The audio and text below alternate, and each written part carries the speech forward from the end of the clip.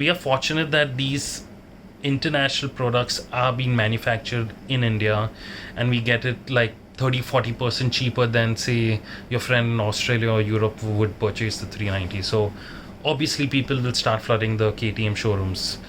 Now this is where the RTR comes in. Now I think the RTR is already trying to capture the KTM market, because according to me, if anyone tells me what's a naked 400cc bike, the only thing that will come in my head is a KTM. Because what's up, YouTube?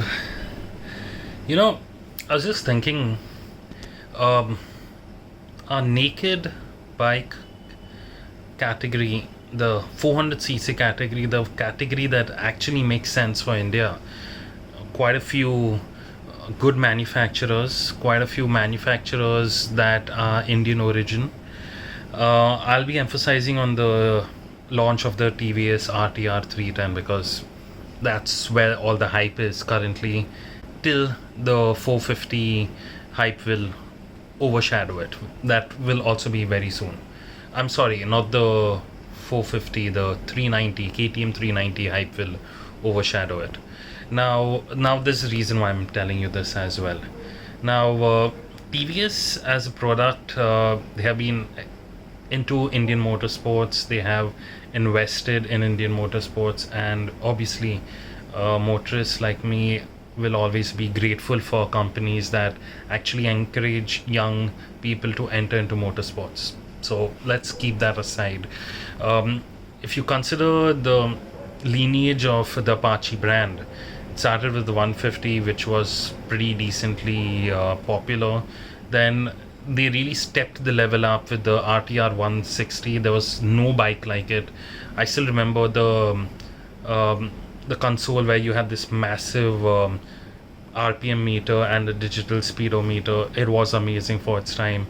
Then you had the Apache 180. Then you obviously have the 200, and the 200 is leading in the 200cc class. No bike comes close to the performance, the fuel efficiency, the features that the Apache 200 gives, and that's amazing. Now, when they wanted to go in the 300cc category, unfortunately they didn't do good. The flared RR 310, amazing bike. I don't know why people didn't buy it. They have obviously upgraded it in time, but it's still not justifying what the product is, and the product is really good. I've ridden it. I find it more manageable to ride as opposed to, say, KTM RC 390, which has absolutely no bottom end torque. So that was a really good product. Unfortunately, we Indians lean towards the KTM. Now, there's a category that KTM absolutely dominates, and that's the naked category. Now, how many ever times, even including people like me, say KTM is unfortunately branded as a chapri bike?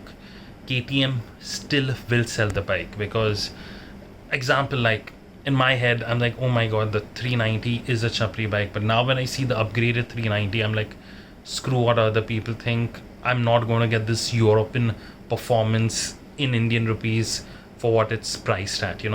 I mean, we are fortunate that these international products are being manufactured in India, and we get it like 30-40% cheaper than, say, your friend in Australia or Europe would purchase the 390. So obviously people will start flooding the KTM showrooms. Now this is where the RTR comes in. Obviously I haven't ridden the RTR. I wasn't there for the launch as well. Ridden the RR 310, and considering TVS has really invested their R&D in the RTR 310, I'm assuming it will be a level above. It looks amazing. It looks like a Ducati. It doesn't look like a copy of a Ducati, unlike how Benelli shamelessly just copies Ducatis. It has the DNA of, say, Apache with just a little sprinkle of Ducati over it. So I think in looks it's amazing.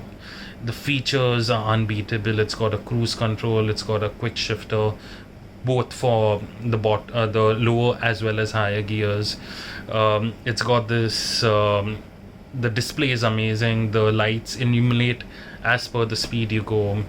I mean, obviously you all have seen the features, so I wouldn't want to discuss about this. What I'm trying to discuss is, I feel this is my personal opinion. Obviously, I'm biased towards adventure bikes considering how horrible our roads are.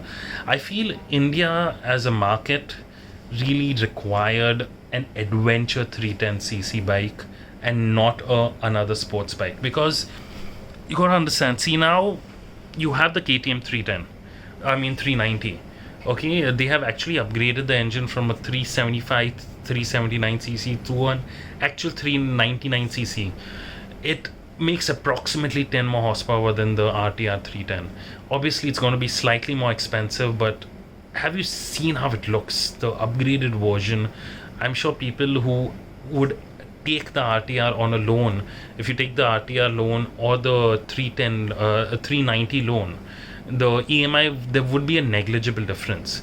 Now, I think the RTR is already trying to capture the KTM market, because according to me, if anyone tells me what's a naked 400cc bike, the only thing that would come in my head is a KTM, because they are unbeatable. They are the masters in this class, and I wouldn't mind spending a few more ₹1,000 to get a 10 more horsepower bike. The RTR produces 35.6, let's say 36 horsepower. The 390, the upgraded 390, produces approximately 10 more horsepower. The torque figure is much better. It looks like as if it's going to slice through air. The top speed will definitely be much better, because the RTR official top speed is 150. The old 390s used to touch 170. I'm sure that this will be much faster. It is KTM, so the R&D, the technology, it's made for Europe, so it is a bike that cannot be beaten. And obviously the RTR is not only for the Indian market, it's for the global market as well. The demand for a naked 310cc bike abroad may be different, but I'm talking purely from an Indian perspective. I feel like, consider the adventure category. You have the GS 310, which is basically a BMW that you can afford to purchase, but may not be you may not afford their maintenance, so that's out of the question. You have the KTM 390 Adventure. Again, it's got a road biased engine. It's got a KTM 390 engine, so the bottom end torque is useless, so I don't think it's much of an adventure. I think the 390 Adventure is more like a 390 Grand Tourer.